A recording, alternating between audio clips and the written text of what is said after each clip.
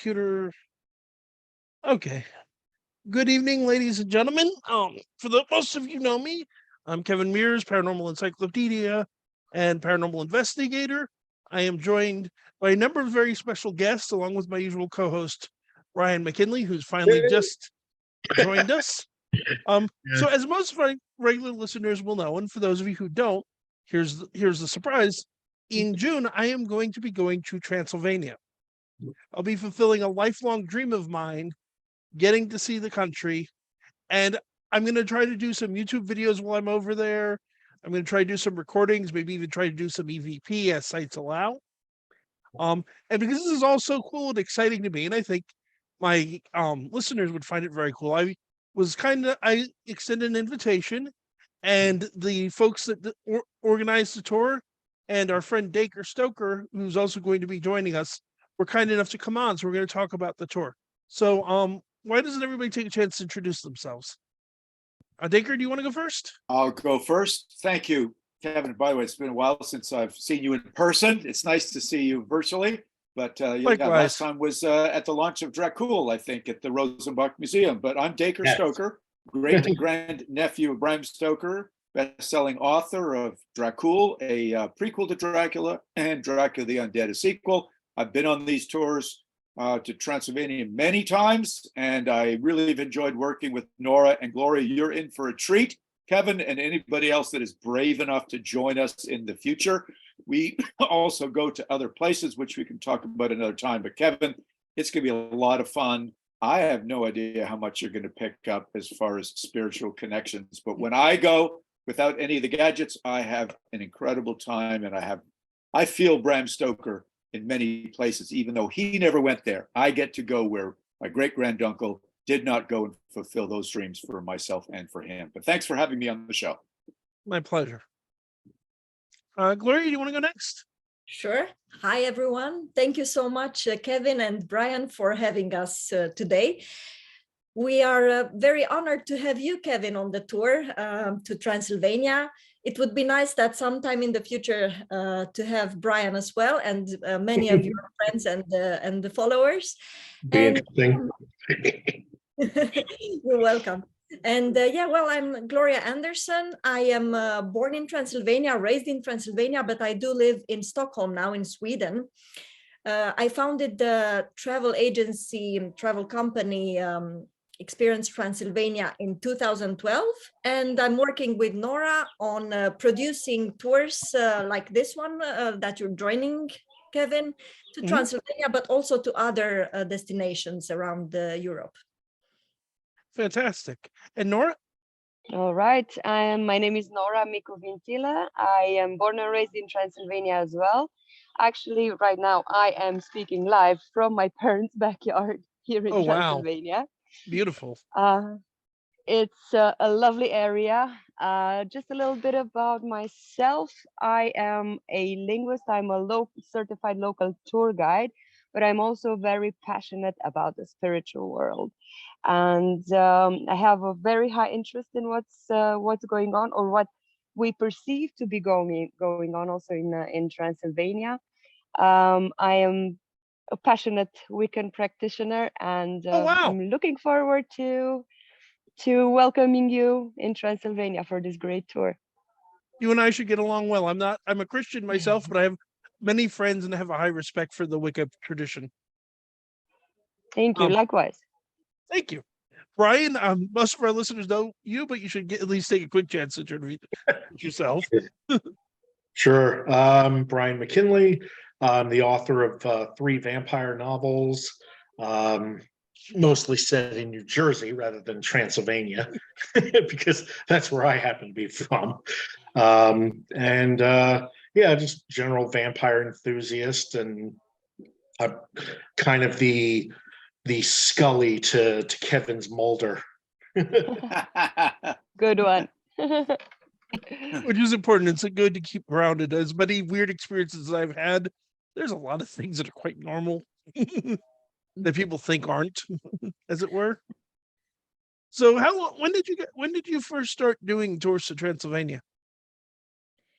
We've been, both Nora and I, have been working in the travel industry since 2004, 2007. That was when we were traveling on the Danube. And the Danube actually plays an important role, not only historically and geographically in Romania's and Transylvania's being, but also, it's a kind of an energy the Danube brings. It comes from the Black Forest in Germany, flowing into the Black Sea, so it's all kind of dark. So yeah, we've been working on some river cruise ships as a travel user. Yeah, river cruise ships, mainly on the Danube, but also on other European waterways. And the Danube was the main waterway we were working on. So that's when we started working with travelers from all over the world, mostly from the US, UK, also from Germany, Austria. And then we started organizing these tours, along with being like organizing for the passengers, for the guests on board the ships. And then we started to do only land arrangements for Transylvania. And then it developed to other destinations. Together with Dacre, we've been designing this Whitby plus Cruden Bay trip, which is very focused on Bram Stoker's journey in writing the novel Dracula. So that's just one more relevant example on the Dracula tours. Which does seem like such an amazing tour. I wish I had the money to do both. Well, it's maybe next year or in the near future. We'll try to have the tours to the UK on the menu as long as we can. Which is something I know at least some of my friends on Facebook have commented on. This is not a one-time thing. So people who can't make it this year, because of course now you guys aren't, it's long past the point when anyone's going to be able to sign up. There will be other chances. Yes, absolutely. We are trying to, we are trying to keep these tours going on repeat so that they become a usual, so that everyone who wishes to. Now it's a novelty, of course. It's the first time we're doing the grand tour together with Dacre, but we are planning to include these in our ongoing plans for the following years. That's fantastic. And Dacre, when did you first go to Transylvania yourself? Well, I started going sort of non-professionally with tours way back in 2009. I was invited to come over and be a part of a festival, a medieval festival. Oh wow! And it was just because of writing of Dracula the Undead got me out there, and these people asked me to come on over. In one of the castles that we're going to go be visiting, Kevin, I went to something called Corvin Castle, which is, I know the name, gorgeous, also known as Hanandwara. So that really started. Now it's been 12 trips, and I can't tell you every single one of them, but they've been a wide variety, which has been quite interesting, of going and doing my own research with a fellow called Hans de Roos. We did a lot of traveling to thinking we were going to do a travel guide at some point. That has yet to come to fruition, but in the meantime, I got to know a lot of the country. I've been invited over by different states within Romania to be involved in tourist branding, which you will see when we're over there. Sometimes it's better than others. They brand Vlad Dracula, they brand Count Dracula, but sometimes they get intertwined. Sometimes the message get mixed a little bit. So I'm trying to do my bit as a serious author, but also a relative of the guy that really has in some ways put Transylvania on the map, for better or for worse, because there's a whole lot more to this lovely state of Transylvania and country of Romania than just the vampires that Bram Stoker took advantage of. But when it comes to sort of a raising a flag, let's say, what I've been doing and trying to do, and you'll see the fruits of that labor, is bringing people to places associated with both Vlad Dracula, the real person that Bram used as part of his character. He merged parts. And then the fictional Count Dracula, where the places in this country Bram Stoker took attention to by books he looked at, by maps he looked at, and where in the country did the action happen. And strangely enough, when we read these portions, when we're there, Kevin, sitting at bars and restaurants and in buses and stopping at little rest stops, and we read a passage, it's like Bram was there because of the people that went before him and the books that he read. So it's sort of become a mission for me, that is to sort of set the record straight. And with the help of people like Gloria and Nora from Experience Transylvania, let's double the tourism, so to speak. Let's show the Vlad Dracula places, the real places, and the Count Dracula places, the fictional ones, and show the mergers, right? Let's be honest and show where they merge together, and let's show where they're separate, because both of them are equally as cool.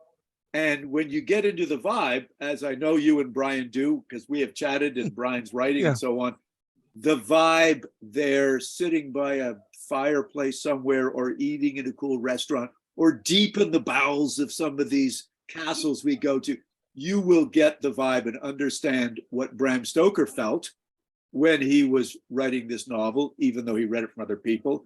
And I'm sure what the people felt back in Vlad Dracula's day when they were hiding from the Ottoman Empire, when they were invading and under siege, because what's incredible, some of these places haven't changed much. And I mean that respectfully. There are villages that we will visit that look like they're intact from the days Vlad Dracula was there. Buildings, obviously, some have crumbled a bit.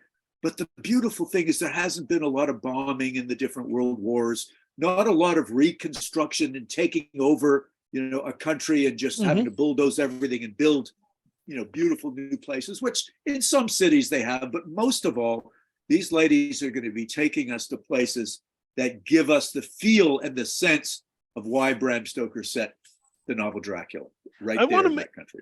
Something clear. Both Gloria and Nora, you don't know me as well. Brian, you know this. I think Dacre, you've probably learned this by now, and hopefully my listeners realize this. I love Dracula. I love the fictional Count Dracula, both your great granduncle's wonderful novel, it and some of the particularly the Bela Lugosi adaptation were huge influences on my life growing up. I also love find Vlad the Impaler fascinating as a historical figure.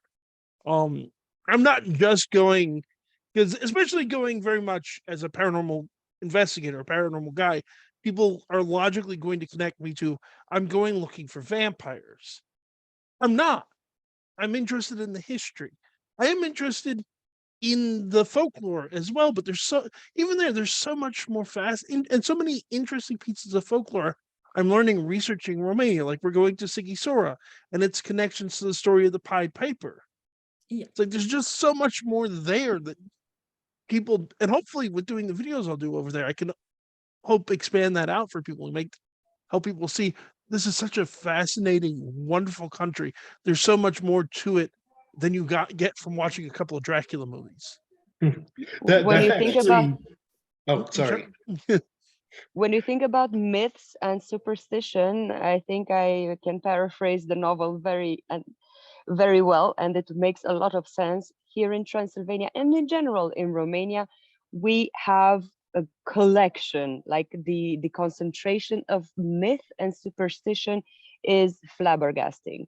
So if you're looking for something, even the smallest gesture has sometimes a superstition about it. Like for instance, we still have things like if your eye is twitching, it means that if it's the left one, you're going to have bad luck. If it's the right one, you're going to have good luck. So yeah, that's what I was trying to say, that if you're looking for myth, you got it in Transylvania. It's all within the Carpathian Arch. I was going to say, one of the most haunted places in the world is supposed to be a forest in Transylvania. I can't remember the name of it. Hoia Baciu forest nearby Cluj-Napoca. I spent the night there once with my friends. We went out camping. I couldn't put my finger on it, what was going on there, but there were definitely some some energies. We didn't see anything, no lights, no, as the stories say that sometimes there are lights, sometimes you can really see things like activity. We didn't have any measuring equipment or anything, but just the general atmosphere and the general light surrounding us was of some mystical, unexplained factor. And also in this forest, I don't know if you know, but the trees grow very weirdly. Like they grow in a normal fashion, straight, Mhm. and then they make a 90-degree move, and they grow outward, like on the side. So That's it's quite extremely an interesting. place. And I would be very interested to have, like I suppose you have, or I've heard that you have some measuring equipment to see what's really going on there. Yeah, but I'm going to smuggle as much in with me as I can, as legally, of course. But it's like everything I can bring with me is coming. Could I ask a question of our Transylvanian guests? I'm kind of curious, like as a country, how do you guys feel about the like Dacre and Kevinm said, the strong connection now that the world has with Transylvania and Count and Vlad Dracula? Is it like kind of a blessing and a curse, or is it a mixed kind of emotion, or what? I think we're Mhm. Gloria, sorry. No worries. I think everyone is very eager to say that, well, together, both Nora and Dacre and I kind of agree, I guess, and correct me if I'm wrong, but it is a blessing. I see it as if Bram Stoker put Transylvania on the map with the help of Dracula. Now, of course, there are these questions regarding Vlad being such a bloody ruler, his idolatrized Treasation. yes, in Romania as a historical figure, almost not, maybe not, well, not really worshipped, but he's always or almost always presented in a good light, in a positive light.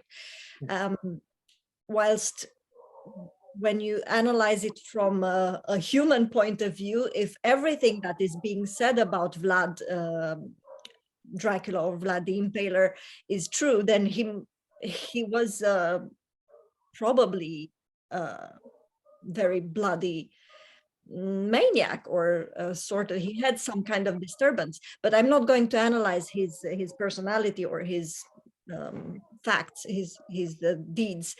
But it is a blessing. I see it as a blessing because it gives us the chance to attract attention and then to tell our story, to present our truth of our side of the story. Yes, I agree. And I think we are definitely thankful to Bram Stoker and to Dacre Stoker for continuing Bram's legacy. They actually, just like Gloria said, put Transylvania on a map.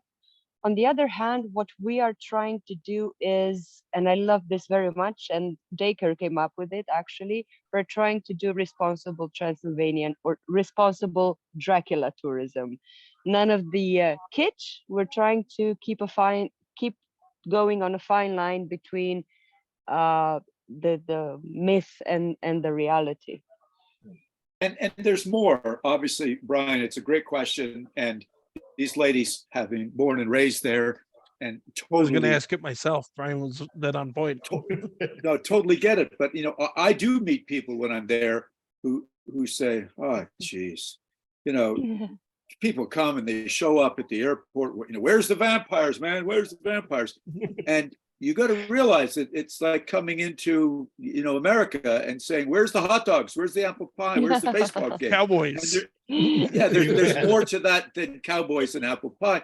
So, but and as Gloria said, though, it does get the attention. It is something that is never going to lose the connection because Bram, fictionally, and Vlad, historically, have created this, right? But it does get people thinking. what more is there? And let me just tell you, Prince Charles is no idiot, who's now King Charles.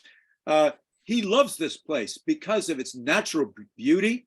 He loves the sort of the biological, the diversity in plants and animals, some of the largest virgin forests, the largest amount of bears and wolves, because it is somewhat unspoiled, because it's very mountainous. These Carpathians are incredible. They're like the Alps, make them a little bit difficult to cut down all the trees. Although, let me tell you, it started, Transylvania is unfortunately facing issues that countries do with countries coming in, companies like IKEA, Canadian gold mining companies trying to strip out gold. And yet these guys are being encouraged by people like King Charles to hold on to what makes you unique and beautiful in this world. Listen, the food is incredible when you go there because they can grow most of it all there themselves. The irrigation is natural because of the high snowpack in the mountains. They don't need to use pesticides because there's so much land and space, and fertilizer they don't need to use much at all. And you go places and there's big production farms with tractors and so on, but there's also a lot of horse-drawn and oxen-drawn equipment for farms. That's why it's so beautiful. You see this diversity. What I'm thrilled that, Brian, you asked the question, and obviously I'm rambling, but there are, by all means, there are people that will say, come on, bring people here, but show them what else is here as well. And Kevin, you will get to see great wine. And I want to show regions. People. Yeah, and we'll get to drink really nice wine. The Transylvanian wine is incredible. You know, this is a sideline, but people are looking at global warming and saying that, you know, California is going to be replaced by Transylvania when that 1 degree of temperature changes. You know, Italian wine may change because of 1 degree of global warming. And you may get the better wine now in Transylvania because they have the infrastructure, the hills, and everything for it. So wonderful place. You're in for a treat, buddy. I have to say to my listeners, folks, if you haven't ever done so, after you're done watching us, go on YouTube and watch some of the videos of Transylvania. It is such a beautiful country. The natural splendor. I remember just looking at the clips that you had when we had that informational meeting, how beautiful and vibrant the buildings are. It is such a beautiful land. And I'm a country boy. I grew up, my main neighbors were cows. So I am really down to get into this, you know, beautiful forests and things like you're talking about. I also want to say, to add my own 2 cents on Vlad. Yes, I think you're absolutely right, Gloria. If you take every story that's told about him, he's some sort of psychopathic monster. But from what I know, a lot of the stories we have from him come from the Germans. They come from the Russians, who didn't like him very much. They're not reliable narrators. My personal opinion is, was Vlad brutal by modern standards? No question about it. But we're talking about the time of the Turks invading Europe. We're talking about the time of the Borgias. We're talking about Gilda Ray wasn't much before Vlad. Elizabeth Bathory was only 100 years after. This is a brutal part of history. Everybody thinks of it as, oh, it's the Renaissance and they were more enlightened and more, superior to the Dark Ages. It's like, no, European history of this time period is bloody. And Vlad gets the attention because of Bram, but he's not, I'm not saying he's a saint, but he's not the monster people make him out to be either. No, by medieval standards, he's just a regular ruthless ruler. And the fact that he's glorified right now, what Gloria was saying, I believe it is because Romania is in a need of a very determined ruler. So yeah, you know, after the communist period, we've been having or Romania has been having a long period of transition between this dictatorship and the real democracy. And there's been, of course, in the beginning, it was chaos. Then there was a lot of corruption scandals. Then the political situation stabilized and became more and more like any other European or EU country around, more like in Eastern Europe, but also comparable to even more Central or Western European countries. So now we're at the point where Romania has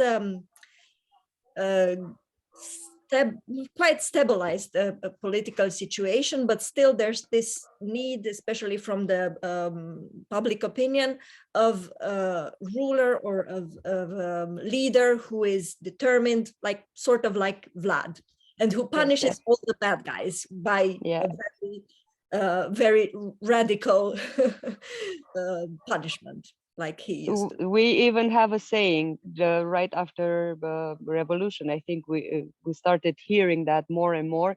Unde ești tu, Țepeș, Doamne? Where are you, O Țepeș, Lord? O Impaler, Vlad the Impaler, referring to Vlad. Of the two, I'd take Tepesh back over Ceausescu, from what I know of the two of them.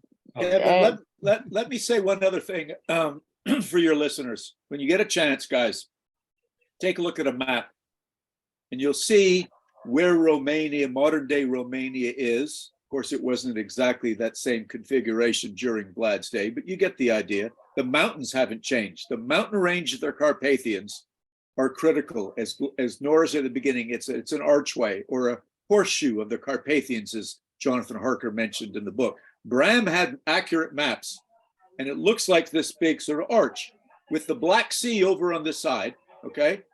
So what you have to understand is the powerful Ottoman Empire, as Nora said at the beginning, was a major threat to Christian Europe. And back in those days, which is strange, Luxembourg was a power, now it's a dot. But, you know, between the Pope in Rome and powers of Christianity being the Austrian-Hungarian Empire, between this empire and the Ottomans lay the Black Sea, and then this Carpathian Mountains, and for 7.5 years, Vlad Dracula. The rest of the time, there was others, Michael the Brave and others, right? So Vlad Dracula sort of invented, I don't know all the history that well, but what we call nowadays guerrilla warfare, massively outnumbered by hundreds of thousands of troops. They had gunpowder on the other side. These guys basically had spears, swords, and the sense to limit their battles into the mountain passes, and also developed what they call the night attack, these different techniques where Vlad would come in and poison the water, burn the crops so that the invading Ottomans would run out of food. So nearly killed the Sultan in a night attack. He was a crafty guy, and all these kind of interesting ways he did with the guy that can cobble together. And there was 3 different parts of the country at the time that he had to unify before he could even fight off the Ottomans. So half of his battle, and you get this when you watch the modern movie Dracula Untold. It's a glorification, but it's still a pretty good movie. You get the fact that this guy had to intimidate the ruling classes in his own country to band behind him and stop paying tributes, money to the Ottomans, stop paying the money to stop fighting you and taking your children and your food. Let's put up a real fight. So he had to rule with an iron fist to get that done. Then he had an army, and he utilized these mountains, Kevin, that we're going to be driving up into, hiking up into. We're going to see these cool passes. But this is why he's such an effective leader, is he unified his country. He fought off this massive army, but he did it as a cagey, and just as Bram read in the book by William Wilkinson, with cunning, cruel action. And he was very, very smart too. So that's putting sort of a package. I don't know if Gloria or Nora want to contribute to that, but the package around Vlad is one of great respect for what he did to save all of Christian Europe, not just Transylvania at the time, or Wallachia. Definitely. And you can imagine that this kind of attitude didn't bring him many fans. as you were saying, the German Saxon, the Turks, of course, I mean, the Ottomans. So he didn't have many fans. And as we all know, history is written by the winners. So I don't believe he's being actually treated fairly within history in itself. Yeah, true, in international history, that's true. Mhm. And nothing to add to Dacre's explanation or analysis of it. I really love the way you explained it, Dacre, and it's really good that it's coming from you, who are a neutral, an Observer. Yeah, yeah. And I have to agree with Dacre. I mean, the thing that a lot of people don't realize, and even a good friend of mine who has a degree in history didn't realize, is when we talk about we're not just talking about any Turks. The Sultan that Vlad was squaring off against is Mehmed II, also known as Mehmed the Conqueror. He's the man who brought down the city of Constantinople. He's why it's now Istanbul. And Vlad stood up to him, and Mehmet respected him. Yeah. That is such a huge thing. There's a story. Tried to recruit him a couple times. Yeah. Hated his guts, but respected him. Absolutely. I mean, there's the story of Turgovist, and when they came through the other side, the forest of the impaled that Vlad left for them. And they say Mehmed looked at that and was like, a man who could do this is capable of anything. And that wasn't disrespect. That was an act of respect. He realized Vlad was willing to do what it took to win the war. And he left the field of battle. He left the armies in the hands of Vlad's brother Radu, who was very loyal to the Turks. And that is so historically significant. Did Vlad succeed as much as he'd wanted? No. But he stood up and said no to one of the most powerful military forces in history. And that's something. Hey, Kevin, let's get Gloria to tell your listeners where we're going that pertains to Vlad. Since we're talking Vlad, let's just tell them about the spots. And Nora, I know you got to go soon. Do you need to tell anything before you've got to check out? Well, I think Gloria will do an awesome job in covering everything. I just wanted to add a little thing. I think the Sultan and also all of Vlad's enemies, they respected his wit, his cunningness, and his ability to apply psychological warfare, Exactly. which is a first in Romania's or in Transylvania's history. He was a strategic and military genius, I could say, ruthless as he was. Okay, I will leave it with Gloria and with Dacre. Thank you so much for your invitation. I look forward to seeing you in Pennsylvania. Absolutely, I'm looking forward to welcoming you here and perhaps repeat this meeting once more. So thank you so much. Have a lovely day or evening. Yes, so Gloria, tell the listeners where we're going to places associated with Vlad.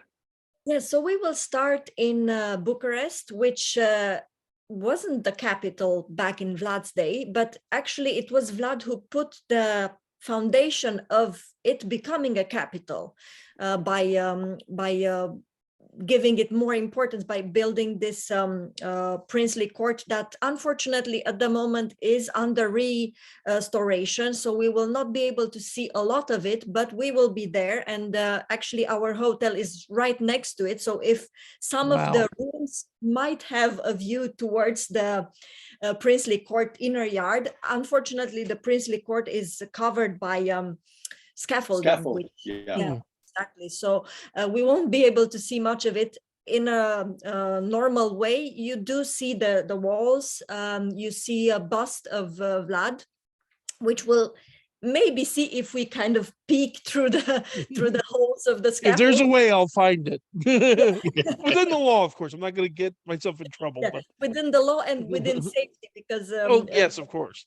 the scaffolding is kind of shaky, but anyway, that's the first stop that will remind us of Vlad, and then we will move on the next day towards Poenari, which is one of Dacre's favorites. I think you really like talking about the architecture of Pioneer Citadel, which many used to say that's actually the real Dracula's castle or the Dracula fortress, because that's where Dracula, the historical Dracula Vlad, actually really not live, like it wasn't really his residence, but it was one of the fortresses that he ordered to rebuild. So he was very involved in it.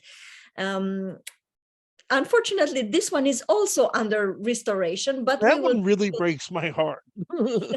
But don't worry, it's actually quite nice and comfortable, because it's not going to be this strenuous walk to the top, which usually we would do if it were open, but now it's not open, so we cannot go all the, how many steps are there, Dacre? 1,480 steps to go up, and the same coming down. But I've got some good drone footage that I'm going to show on a television when we're down there. So from the ghost hunter get in to me, see it. I've read legends that people see signs because his one wife threw herself from that castle. Yeah. And supposedly sometimes at night you can hear screams and see lights from the top of the hill, from what I've read. So it's like, I'd really like to go up there. Kevin, we'll take you to the river down below, and you can look that'll for be signs wonderful. of his dear wife. It is very cool. But here's the other thing that I'm going to suggest, Kevin, that you bring your equipment to. Part of Vlad's, as Nora said, domination over the people in his own country that did not agree or follow his lead, part of it was they were marched there from Bucharest, and they were forced to carry up the clay, the mud, the rocks, without 1,480 steps, up the hills, up the mountainside, okay, like this, to build it. These were people captured, his own people, and forced into being slaves to rebuild the castle, for him then to fight off the Ottomans. So I can guarantee you there'll be people that have died there. Their spirits have been tortured in these efforts to go up and down this mountain for many years. So I bet you we can get you there. Unfortunately, we just can't get you to the top right now. Over the years, it's been funny. I've been there. There's been fires, because of like lightning strikes and fires. There's been some bear activity. They don't want the tourists to go up because it's a wild area. Bears wandering around. And now what I'm so pleased at is when this thing gets restored to the point that I've seen the plans, it's going to be incredible. But we'll get you close enough that if there are spirits there, you will feel them, my friend. And if I can, I want to come back when it is restored. It's on my bucket. This trip is the top of my personal bucket list. But going back and seeing, this restored. Oh, because as cool as it would be to see it now, to see it restored would be so amazing. Yeah. I'll tell you something, and then back to Gloria for a second. You can go online and type in Pioneer Fortress restoration. There is a British company that does this with castles around the world. They get images of the old things, and they will do this virtually. They will virtually reconstruct different castles around the world. And it's a very cool thing. And you can do that online and just see what they've imagined from reports and so on that Pioneer Fortress looked like back in those days. So sorry, back to Gloria and other places, but this is a cool one, Kevin. Yeah, it's really cool. I saw that one too, Dacre. I think you sent it to me, the link. So yeah, it's really cool. It looks very real. I wish it and formidable. Probably the restoration after this restoration, the real restoration, it won't look like that. But they will do a good job. It took them quite a while, and it will probably not be finished this year. That's why we know that we won't be able to be up there, because it's not going to be open. But anyway, we will be in another Vlad place, which is Sighișoara, where he was most probably born. And the house which we will have a dinner in is most probably the house where he was born in. Now, there will probably be for you some activity that you might want to measure there if you wish to bring your measurement equipment. Yes, I did. I was planning it.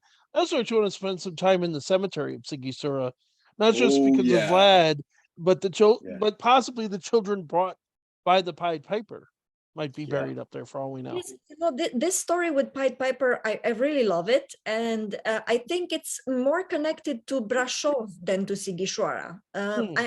It's not, well, of course, it's a legend. So Yeah. what they say, what the Saxon, at least, what the Saxon community believes, is that the Pied Piper came out in the neighborhoods of Brasov or Kronstadt, as they called it. But then there's so many legends that intertwine, and the locations are not the 100% sure. So it's exactly the same thing with the house where Vlad was born, or supposedly born, or allegedly, if you wish. The place is most probably that one where his father used to live on his let's say, commuting between Wallachia and the Nuremberg, where the Order of the Dragon was based. And most probably he stayed in the house that used to be before this very house was built, which dates from the 1700s. So it's definitely not from the 1400s, as it says on the little plate at the entrance. It says that Vlad Dracul or Vlad II, so Vlad, the emperor's father, Vlad Senior, used to live there between 1431, I think, and 1434, or yeah, something like around 1431, well, that house didn't exist. Those very walls were not there, but there was another house, of course, because this is the central part of Sigishwara, and this is a medieval German Saxon town, and that's where the noblemen used to live, in the central part, and of course the guests of the noblemen, because he wasn't a nobleman of the Saxon community. He was a nobleman from Wallachia, but he was a nobleman, and most probably as a guest or as a passerby, he was hosted or accommodated in a nobleman's house. So most probably he was born like his son, Vlad Jr. Sounds funny to talk about Vlad the Impaler as Vlad Jr. But yeah, that's probably where he was born. So I'm really excited about that. It's yeah, like, so that's maybe the most tangible Vlad place that we actually get to, because the other two, like the Princely Court in Bucharest and the Poenar Citadel, we won't be able to really take photos of and be really there within those walls. But this is one of those which are really tangible. So yeah, I think these are the three Vlad connections that the three Vlad the Impaler places that we are passing by on the route. Fantastic. There's a fourth one, actually. Speaking of Brasov and Pied Piper, another Brasov legend, but this is this is a historical legend. This is reality. Then again, how much of it is truth and how much of it is historical gossip, we don't know. We cannot know that. But in Brasov, Vlad used to have his favorite mistress, and we will pass by her house, which, again, it's not probably exactly those walls within which she lived, but it's the location, and then all the connections that you will find out about between this lady and Vlad. These are actually real facts. So this is a fourth tangible place. Are we also going to, or am I mistaken? I thought we were going to Snagov as well. Right. Yeah, thank you. That's a fifth one then. Yeah, that's the well, this one is less tangible, to be honest. We don't know if he was actually really murdered there and buried there. There is this this grave where they found a nobleman's remains, which we don't know if it was himself. There's also the famous story of the cattle bones they found in the 70s. It's a horse skeleton, I think. I have a story about that as well. Yes. So I'm sorry, but go ahead first. Yeah, no, yeah, this is a tangible, well, less tangible place. This we cannot really put our finger on that it's the real grave of Vlad. I have something to share though. I used to do a radio show called the Lou Gentili Show for 10 years, and one of the many guests we had on, a name that I'm betting Dacre and you yourself, Gloria, are familiar with, was Raymond McNally, the author of In Search of Dracula. Oh yeah. And when we had him on, I had the opportunity to ask him, this is the famous story of finding the horse skeleton, of what his take on the whole thing is. And he told me he thinks that Vlad is still buried there. What he thinks happened is it was a fairly common practice that when you're burying somebody noble or somebody or royal or anyone of great importance, sometimes you'd bury an animal skeleton on top of them so that grave robbers would find the animal skeleton and stop digging. He thinks that if you keep digging, you might find Vlad's actual grave. Well, you know, that's part of the mystique, and that's what's so cool about going to these places, that we're talking 500 years ago, and stories do change, and as Gloria said, foundations of buildings change, but the general area and the stories exist, and that's what's so cool. Snagov is a really cool monastery. It's in an island. It's outside of Bucharest, and there's a very, very good chance that he's either buried there or somewhere on the grounds. I've been there now 4 or 5 times, and every time I'm thinking, okay, how do I bribe the priest or somebody, slip him some bucks? I want to find the real place. And of course, hundreds of people have tried that as well. And every time it's like, I can't show you where it is because all you tourists will desecrate the grave, and this is somebody very important. But nonetheless, there, you know, it's and there's a nice plaque, there's a grave marker. People leave homage there, they leave flowers and so on. Incidentally, I've been to another place near the marsh on the other side of Bucharest, where there's another monastery, Comana Monastery, who have recently started claiming a similar association to the body. Remember, the head is not there. The head, by history, has gone back to Constantinople to prove to the Sultan There's a funny that story there. They finally got the guy.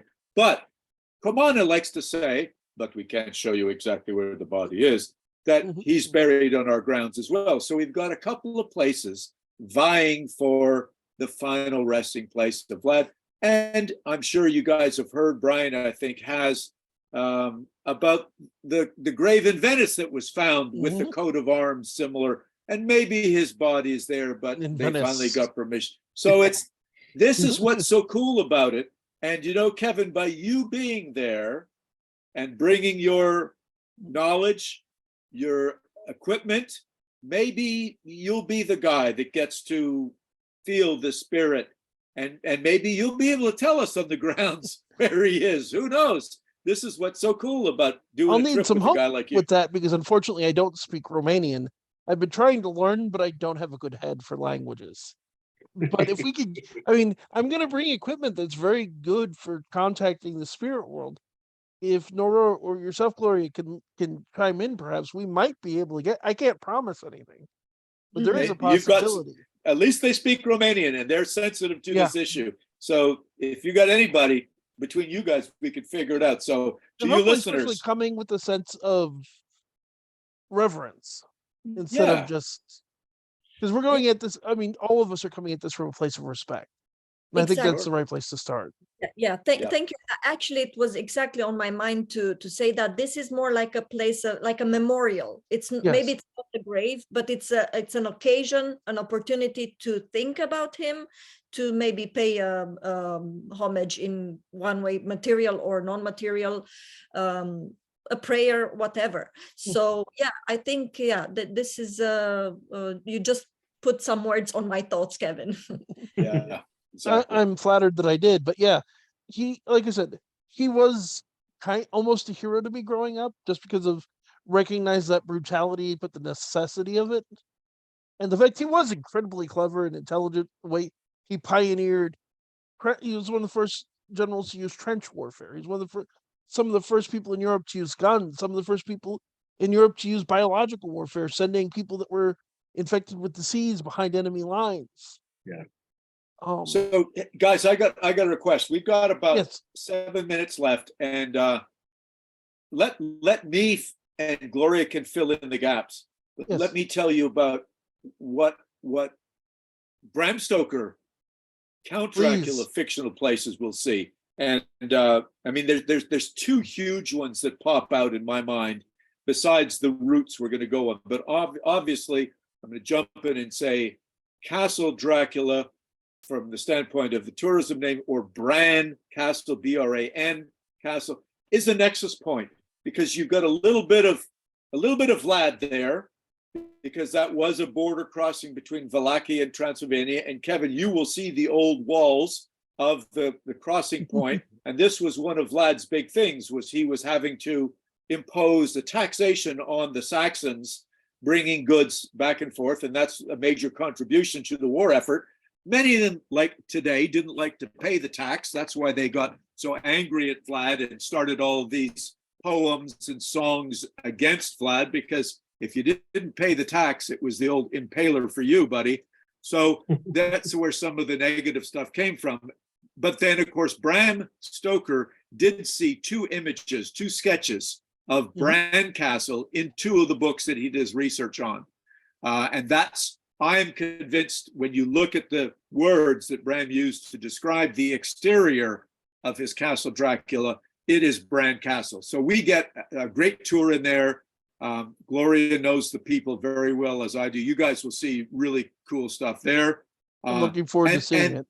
That's neat, and you'll be able to take photos, and you'll be able to. I mean, listen, there's a lot of people like to see this place, but we'll find you some quiet space. And then the other one is the Borgo Pass. We go up into this above Bistrica, the same route that Jonathan Harker went on, train, then carriage up into Borgo Pass, which is a real place, not made up. And then probably the neatest contribution that Hans de Roos has given to the world of Dracula, and I played a small part in that, was when he found the map coordinates in the Rosenbach Museum of the location where the final battle took place in the novel Dracula and the home of the fictional Castle Dracula, which is in the Kalamani National Park.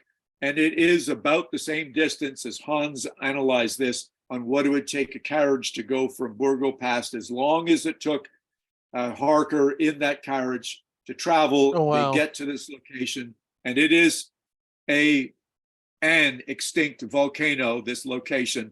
I've climbed it with my son. I've gotten lost up there in bad weather, so we'll talk all about it another day. We won't get lost, because the irony is the guys that helped us get out of there was a guy that owns a bed and breakfast in a much easier route than I won't went actually with be my going to the volcano with you, unfortunately. I'm physically not up to that kind of hike. Yeah, but you're not going to be that far from it, so you'll be able to pick it up. And I show a movie that I've created, a rough cut movie of what it looks like, so you'll still get it. And maybe you'll just loan one of us your machine to see if there's any way. I think I trust you guys enough that I would do so. So I'm just telling you, folks, this will be, other than news journalists going and my son and I, this is the first Experience Transylvania expedition that is taking guests to the location of Bram Stoker's fictional castle on top of an extinct volcano. And I'm just going to finish a little bit with this. Why is that significant? Because in the typescript of Dracula living out in Seattle, not the notes in Philadelphia, Bram Stoker originally ended his novel with a volcanic eruption. It was edited out because of what we don't know. Maybe length, or maybe his publisher didn't want a definitive ending to his count. So Bram, as detail oriented as he was, had planned a volcanic eruption, and by golly, he was going to make sure it was on a volcano. We're going to go to that volcano, and maybe Kevin won't go, but we'll go there in spirit. We'll take lots of cool videos. Well, that's interesting because didn't Varney the vampire also end with Varney throwing himself into like a Mount volcano. Vesuvius? Yes. Yeah, Yes. so maybe they thought it was too similar. I know that you're both just about out of time as well. We are. And the last thing I'll say is, here's the connection, Brian and Kevin. Mm-hmm. It was, volcanoes were portals to hell. Mm-hmm. They were the home of the devil. Nice. Count Dracula was our devil. There was lots of volcanoes. Yep. This was one of them. And it makes total sense when you think of the occult and everything surrounding devil worship. And so Bram chose his Count Dracula. He merged it with Vlad the Impaler, Henry Irving playing Mephistopheles, and all the occultisms of the end of Victorian era. This is a merger of true history and the supernatural world. And there's a whole other thing we could get into there another time. Another time, guys. But listen, thank you for having us. And I can't wait to be there with you and Gloria. And any other listeners, pay attention. We'll go there again next year. Gloria and Dacre, I want to take the time to thank you both so much for joining us. This has been a real pleasure. I'm really looking forward to seeing you again in person, Dacre, and meeting you in person, Gloria, and going on this amazing trip of a lifetime. I can't express how excited I am enough. Absolutely. Brian, start saving your money, Brian. We need to have you on one of these trips too, buddy. Yeah, no, definitely. It's on the list. Okay, good stuff. I will say for listeners, it is very economical for what's involved. Oh, yeah. You know, when I first looked at it, it's like, wow, all of that, I don't want to get into prices, but all of that for what you're asking, I think is very fair. Yes. If anything, it's generous. Yeah, we want to make it happen, and we see that it's difficult as it is, so we do our best so it's sustainable and still available. Good words. Okay, you guys have a great rest of your day, your evening, wherever you may be. All right, bye now. See you in June. Yeah. Thank you. Have a good night. Bye.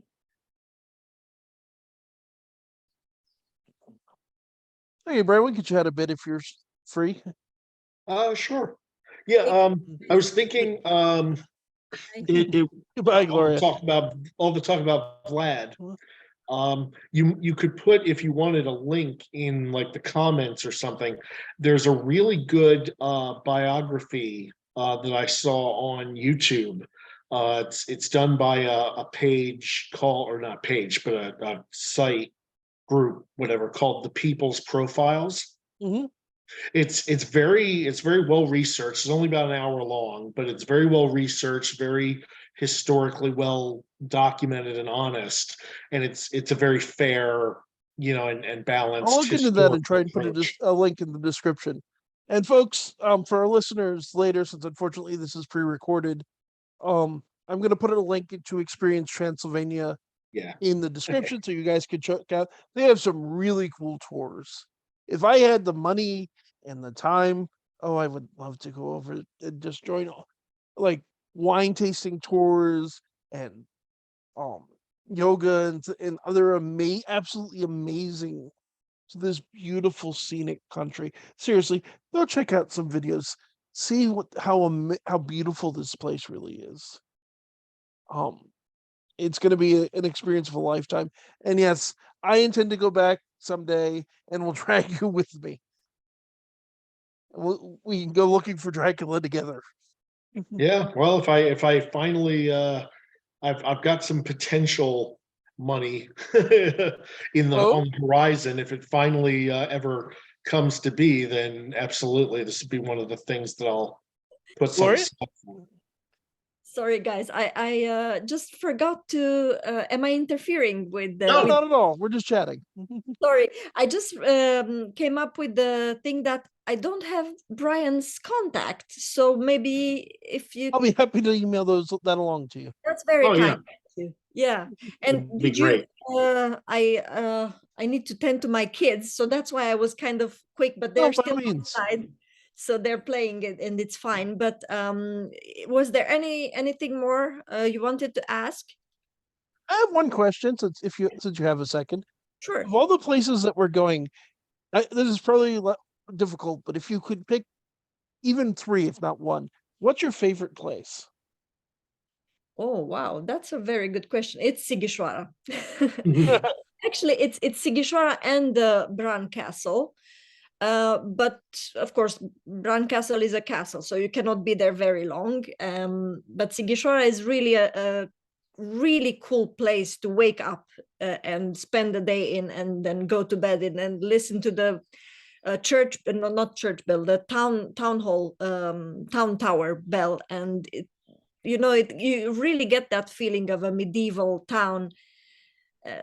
It's amazing. That's I want to sure. say, isn't it one of the oldest walled cities that's still inhabited?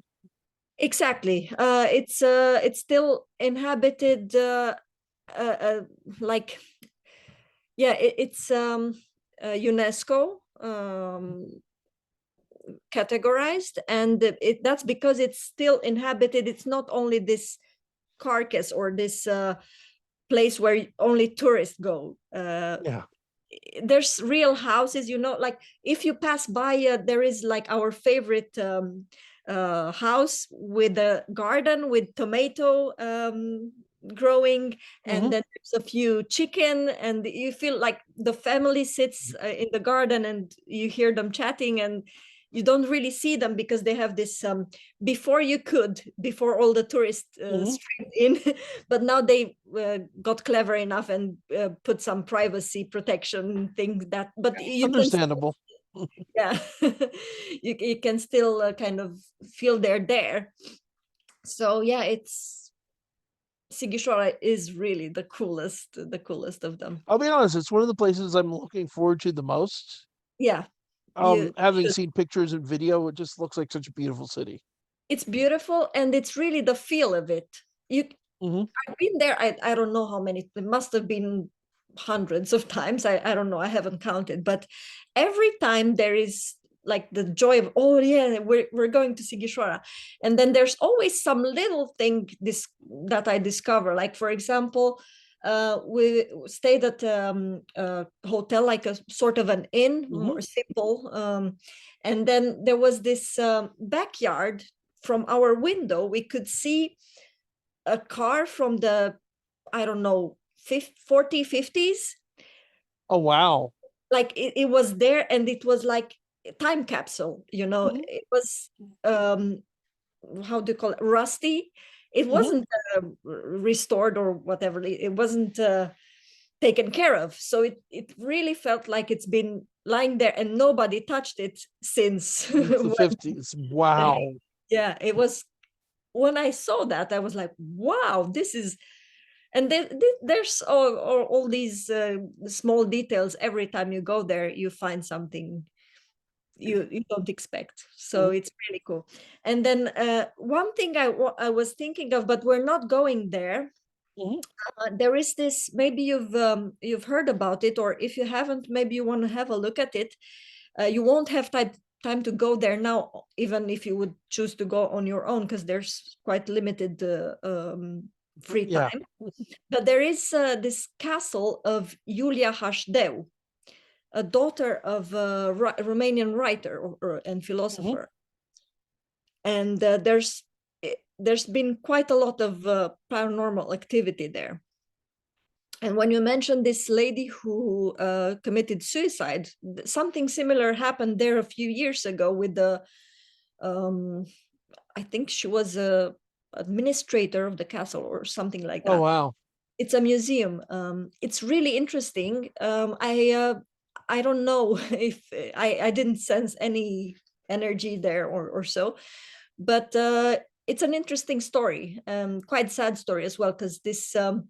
A daughter of the, it's kind of a mausoleum or memorial. I think she's buried there, or I don't remember exactly. I can send you the link. Please do. Yeah, I think it would be interesting for you. It's the thing I've looked into, and it's like I could set up a whole tour of my own, just of these fascinating sites with folklore and mythology and legends that I'm finding.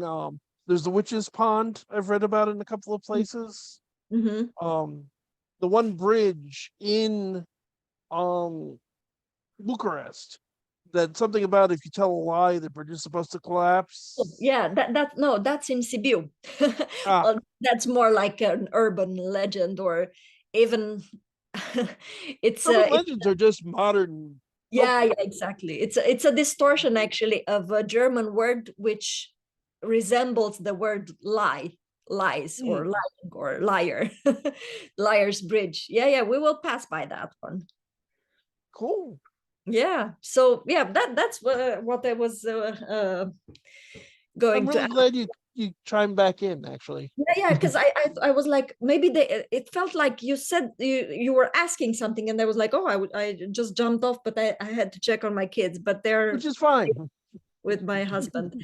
So yeah, Brian, it was really nice to meet you. Thank you so Very nice much meeting you. again, Kevin. And yeah, let's keep in touch. Whenever We you will. have a chance, Kevin, please put us put Brian and I'll me. do it by the end of today, I promise. Lovely. Yeah. No hurry. Okay, It, thank it you. only takes a couple seconds. It's no big deal. Sure. Okay, And we'll let you go. remember to check with your passport, so we have you on the tour actually. Yep, I'm keeping an eye. Trust me, I'm checking every day passport status, and it's just in progress. Yeah, but I'm also keeping us on top of it. yeah. Okay, Okay. good luck and take care. See Thank you. you. Take care.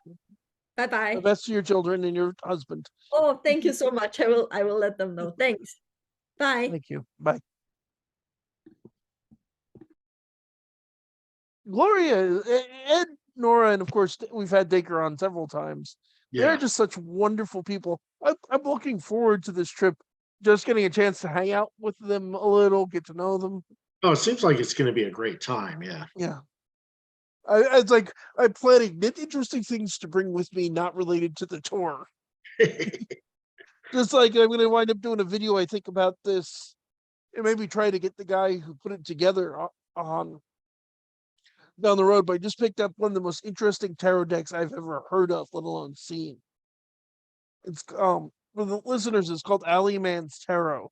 It is 137 cards, so a little bit more than the usual 178, or excuse me, the usual number is 78. But there's like 6 different death cards, each with its own distinct meaning. 3 tarot tower cards, each with its own meaning. 2 devils, a whole suit of cards that don't fit in any of the other suits. Oh, wow. And what's also really fascinating is the whole idea of it. It's based around the story of this guy, the alley man, who travels all over the world doing and having tarot read for him.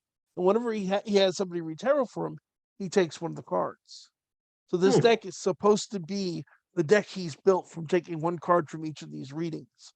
So the artwork, the style, even the backs of the cards is completely different from card to card. It's a really next time we get together, I'll show you. The art is beautiful. Some of it's quite funny. I love the full card is rubber ducky. Oh, nice. Yeah. Yeah. Well, that's pretty fun. Yeah. But yeah, that's coming with me.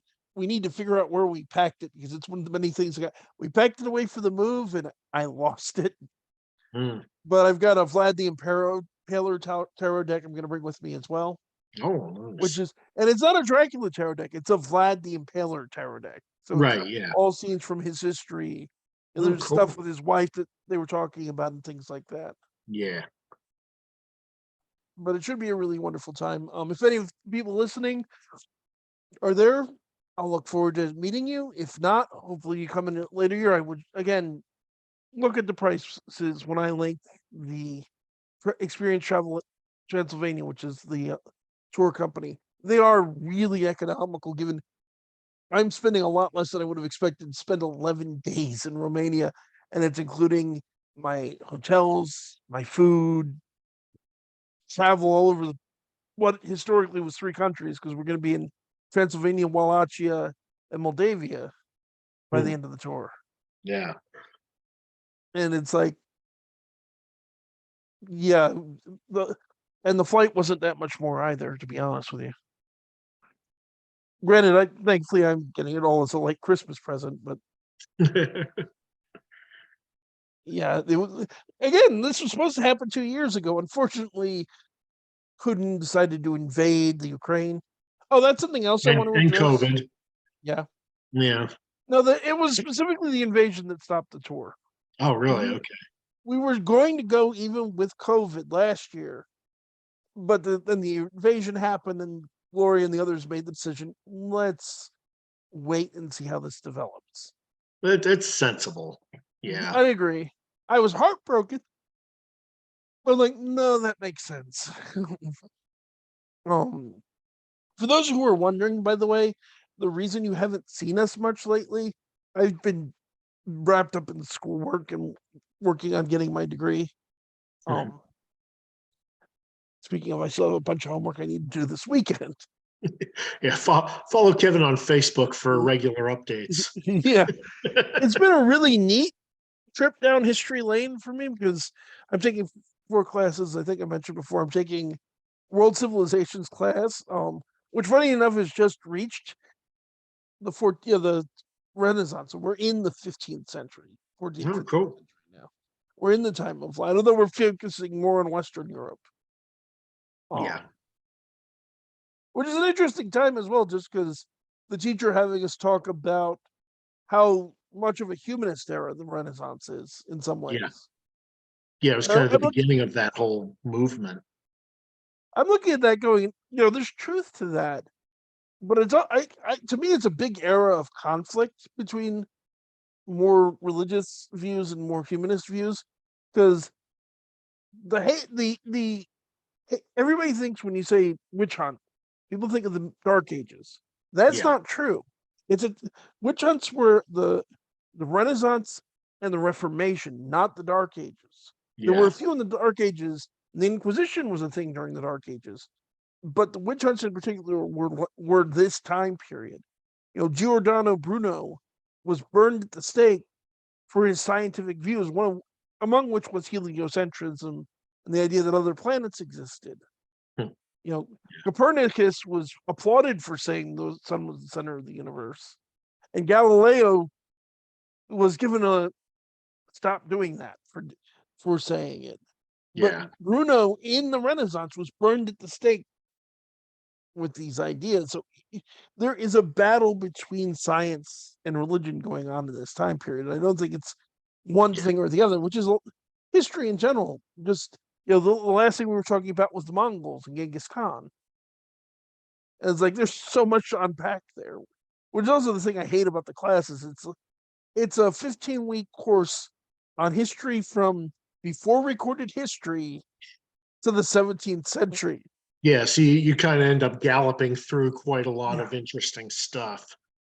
It's like we touch on many wonderful things. There's a lot about China and Mesoamerica and all these other things. It's like I'd love to get into it more, but there isn't time. But luckily, I'm majoring in history. I'm going to go and take classes that focus more on specific things. I know that the school I have has a class specifically on Middle Eastern history, on African history, on Native American history, and it's like I'm going to take all 3 if I can. Yeah, that's great. I'm also taking a class on World War II, which has been heavy.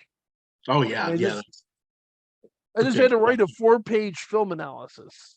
Yeah, I remember. In which I had to pick at least one Holocaust film, and then talk about that in comparison to 3 historical documents, 2 written by a Holocaust survivor who was at Auschwitz, and the 3rd by a Nazi soldier.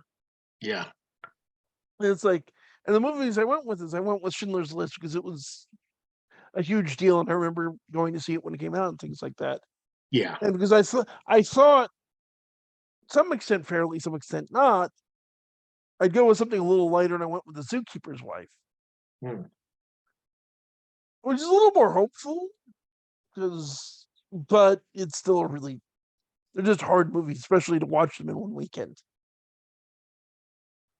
And then I'm doing a class on Intro to Psych and a English class, which is by far I don't want to brag or anything, but by far this has been the easiest. Yeah. It's like I have right That was kind of paper. my experience in Yeah. college when I took classes too. It's like those were the courses that I sort of coasted through. It's usually because the court. What did I have to write papers on? My first paper had to be talk about a person who influenced your life. So I wrote a paper on Lou Gentili, my mentor. It's Yeah. like this is easy. This isn't hard work. The second one was compare and contrast two topics. So I compared and contrast vampire folklore and werewolf folklore. Oh, fun. And then the third one, which was by far the most painful one of the most painful papers I ever had to write. I had to do an argumentation article essay, Mhm. argue for something. And what made it painful? No sources. Oh yeah, I remember you So- talking about that. yeah. Where, yeah, The first you time they assigned it, I'm like, okay, cool. I'll do something about the witch hunts. I've done all this research. Oh, I can't do that because I can't use any external sources. Oh, I'll do this. It's like, yeah, I can't do that right either without what a comment I made relating to the fourth essay in one of the group discussions, somebody's like, was about gun control. It's like, somebody's like, I'd love to see you write a paper about that. It's like, I would have done that for this essay, but we're not allowed to use anti sources. And then the last one is about a Spike Lee movie called Do the Right Thing. Oh yeah, good movie. It is.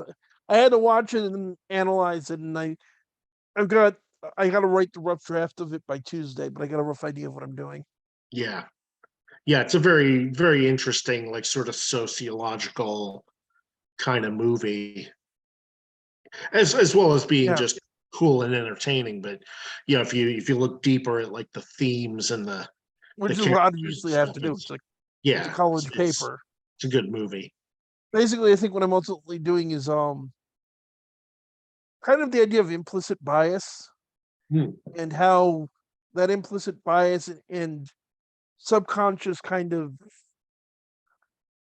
frustration and anger could bubble over, which is kind of what I see happening in the movie. Because if you look at it, very obviously there's Sal's anger, and he calls the Radio Raheem's music jungle music, and he uses some other racist language. Yeah. But for most of the movie, seems like a very tolerant, someone who's at least trying to be racially diverse and tolerant. Yeah. But even if you get deeper than him, it's like if you look at so many other characters in that movie, they all, there's a lot of them have bias against the Asian shop owners. A lot of them have bias against the developmentally challenged character. And it's like, it's very easy to just look at the movie and go, one of Sal's son who's very overtly racist and end this and end that. But I think it's a much more interesting to analyze and look at everybody else in that story. Yeah. Yeah. There's a lot to unpack in there. Yeah. And it's an excellent movie. And I got to watch it free because the professor had a link to it. So we could watch. We have to do a paper. We all have to do a paper on it. So he gave us a link to be able to watch it. But yeah, that's what I've been doing, folks. That's why you're not getting the episode. I'd like to be doing more episodes. It's just juggling so many things. There's only so much I could.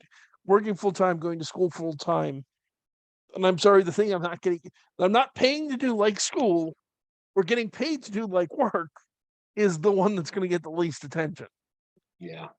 And I think most of our listeners will understand that. Transylvania should be very exciting. I am going to do. Maybe we'll try and sync up and do something across the Atlantic, as it were, at some point while I'm over there. that should be interesting with the time difference. Yeah, that's why I say maybe. Yeah, because it'll depend on your schedule and my schedule. I'm not getting on Zoom at 2 a.m. I don't blame you. To talk. They will be getting on YouTube at 2 a.m. to talk. Well, 2 a.m. for the rest of you to talk, because I'll be doing things in my room after the tours are done for the day. Yeah. But and there's a very exciting piece of news that I was hoping, and I was going to was looking at maybe buying, although they're not cheap. I wanted to bring a GoPro with me. No. And a relative of mine happens to have one and is going to ship it down to me. So I will have a GoPro to take with me on the trip, Oh, as well as cool. my usual ghost hunting gizmos, Nice. and get you guys some live footage of some of these castles. And so you saw, oh god, there's just so much that we're going to go see, and it's like I can go spend a month over there and be happy. Although I probably still want to see more. Yeah. I mean, it's tough enough that I'm going to be out of work for 11 days to go. Oh, it should be 12 days. Yeah. No, wait. Let's see. 11, 20. No, it's possibly 13. I can Because see that because you need some buffer time. I fly out of New York on the 11th, Yeah. land in Transylvania on the 12th. Because we actually fly to Paris. And I Oh. have a 5-hour layover, and then I go to Transylvania. Ah, there Which you is go. the kicker is a huge part of me is like, I'm gonna be in Paris for 5 hours. Yeah. The downside of which is, do I want to gamble on getting through customs, getting out of the airport, going and doing anything I could think of, and getting back in time to catch my flight? Yeah. I mean, at the very least, you might be able to sample some local cuisine at the airport without having Yeah. to leave the airport. That's my plan. Is I'll do whatever I can in the airport. On the way back, it's gonna be faster. I'm only spending an hour in Paris Yeah. before flying on. So it's like the way back, I fly out on the 22nd. I'll land in New York on the 22nd. And I'm taking the 23rd off to sleep Yeah. No, that makes sense. because there is a large time difference. Oh yeah, you're going to be pretty jet lagged. Yeah. I've also and which will be new for me. I've never flown far enough for jet lag to be an issue before. Hmm. The furthest I've gone, I've been to Nevada, I've been to Texas, I've been to other places, a time zone at most away from where I live, and Yeah. that's not a big deal. I'm going. I haven't even looked up what the time difference is to Transylvania yet.